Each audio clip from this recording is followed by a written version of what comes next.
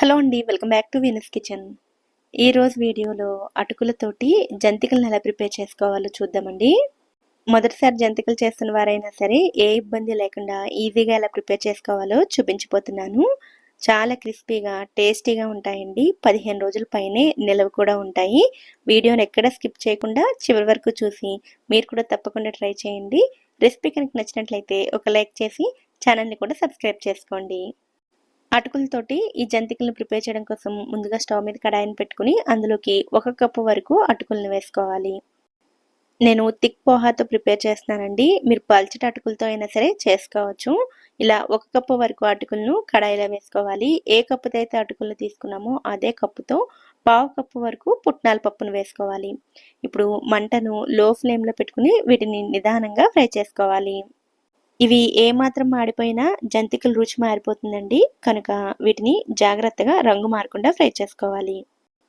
ఇవి క్రిస్పీగా అయ్యేంత వరకు ఫ్రై చేసుకోవాలి.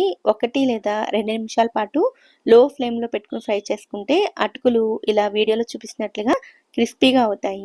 ఇలా అయితే సరిపోతుంది. ఇప్పుడు స్టవ్ ఆఫ్ చేసుకుని వీటిని ఒక ప్లేట్లోకి తీసుకోవాలి.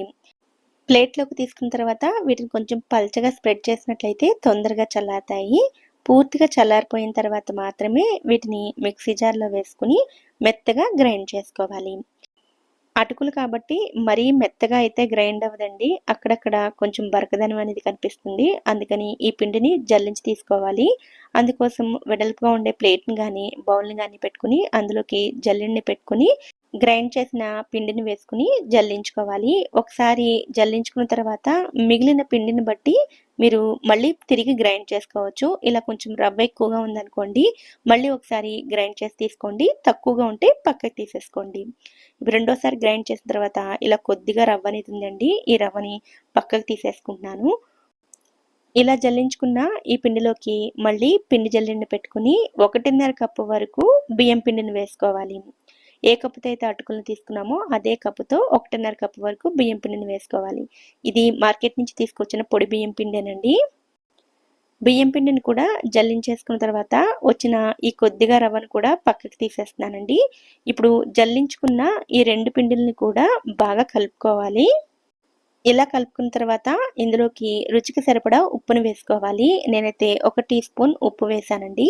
అలాగే 1 టీ స్పూన్ వరకు కారాన్ని కూడా వేసుకోవాలి. కారం బదులు మీరు మిరియాల పొడినైనా సరే వేసుకోవచ్చు. ఇందులోకి 2 టీ స్పూన్ల నువ్వులను వేసుకోవాలి. అలాగే ఒక 1/2 టీ స్పూన్ వామును వేసుకోవాలి. వామును కొద్దిగా ఇలా నలిపి వేసుకున్నట్లయితే ఫ్లేవర్ చాలా బాగుంటుంది. ఇప్పుడు ఇందులోకి 2 టీ స్పూన్ల నెయ్యిని వేసుకోవాలి.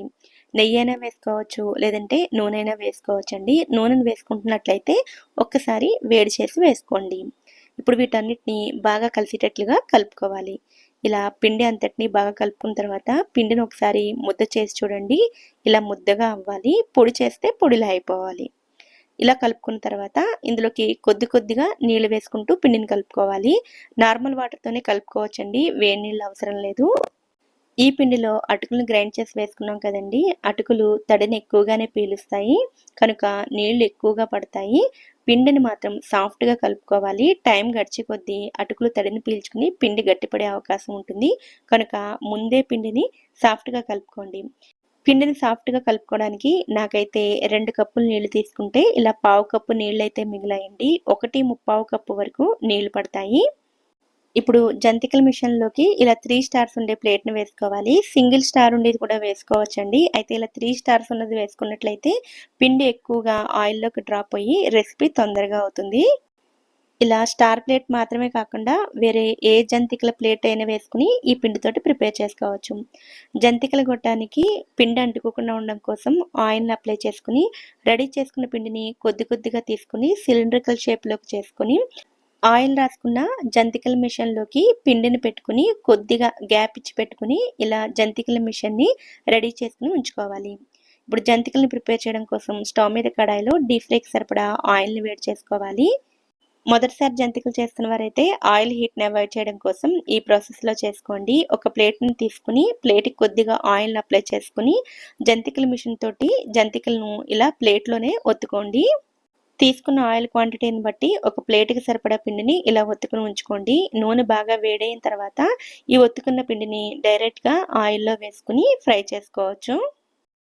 మొదటిసారి చేస్తున్న వారైతే ఆయిల్ హీట్‌ని అవాయిడ్ చేయడం కోసం ఈ ప్రాసెస్‌లో చేసుకోవచ్చండి. ఆయిల్‌లో పిండి వేయగానే బాగా నురగలు వస్తాయి. ఆయిల్‌లో వేసిన వెంటనే కదపకుండా కొద్దిసేపు ఫ్రై అయిన తర్వాత అన్ని వైపులా తిప్పుతూ మంచి రంగు వచ్చేంత వరకు ఫ్రై చేసుకోవాలి. మొదటిసారి చేస్తున్న వారైతే ఈ ప్రాసెస్‌లో చేసుకోవచ్చు. వంట అలవాటైన వాళ్ళైతే డైరెక్ట్‌గా పిండిని ఆయిల్‌లోనే ఒత్తేసుకోవచ్చు. ఆయిల్‌లో పిండిని ఒత్తుకునేటప్పుడు లో ఫ్లేమ్‌లో పెట్టుకొని ఒత్తుకోండి. ఒత్తడం అయిపోయిన తర్వాత మంటను మీడియం ఫ్లేమ్‌లో పెట్టుకొని రెండు వైపులా కూడా మంచి రంగు వచ్చేంత వరకు ఫ్రై చేసుకొని తీసుకోండి. ఆయిల్‌లో జంతికల చుట్టూ ఉండే నురగ తగ్గిపోయినట్లయితే ఇవి చక్కగా ఫ్రై అయినట్లు. ఇలాగే మిగిలిన పిండితో కూడా అన్నిటిని ప్రిపేర్ చేసుకోండి. ఎంతటి పిండినైనా సరే చాలా ఈజీగా ప్రిపేర్ చేసుకోవచ్చండి. అలాగే చాలా క్రిస్పీగా, టేస్టీగా ఉంటాయి. నేను ఒక కప్పు అటుకులతో ప్రిపేర్ చేస్తే నాకైతే ఎన్ని జంతికలు వచ్చాయి. మీకిక్కడ వీడియోలో చూపిస్తున్నాను చూడండి. చూడటానికే కాదు టేస్ట్ కూడా చాలా చాలా బావుంటాయి. అటుకులతో చేశాం కాబట్టి ఆయిల్ కూడా అసలు ఏమాత్రం పీల్చవండి. వీటిని పూర్తిగా చల్లారిన తర్వాత ఎయిర్ టైట్‌గా ఉండే డబ్బాలో స్టోర్ చేసుకున్నట్లయితే 15-20 రోజుల వరకు కూడా ఫ్రెష్‌గా ఉంటాయి. మరి ఎంతో టేస్టీగా ఉండే అటుకుల జంతికల్ని మీరు కూడా తప్పకుండా ట్రై చేయండి. ఈ వీడియో కనుక మీకు నచ్చినట్లయితే వీడియోని లైక్ చేసి ఛానల్‌ని కూడా సబ్స్క్రైబ్ చేసుకోండి. నోటిఫికేషన్స్ మిస్ అవ్వకుండా ఉండడం కోసం పక్కనే ఉండే బెల్ ఐకాన్‌ని కూడా యాక్టివేట్ చేసుకోండి. Thank you so much for watching.